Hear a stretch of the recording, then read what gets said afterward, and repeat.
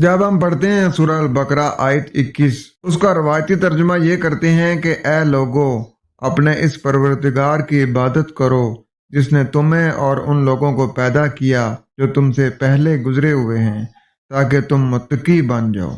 Nadreen, इन तर्जुमों से बात समझ में नहीं आती है। आइए देखते हैं कि हकीकत क्या है।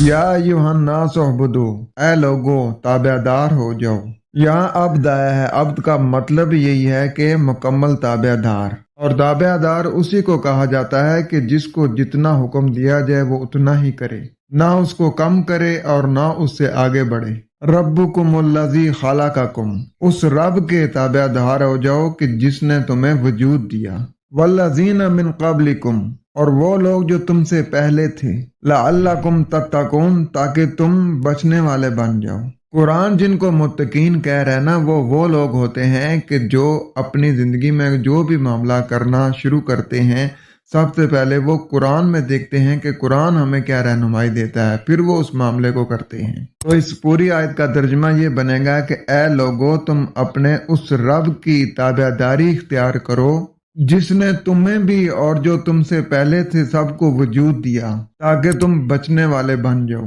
अपना बहुत सारा ख्याल रखें। वस्सलाम।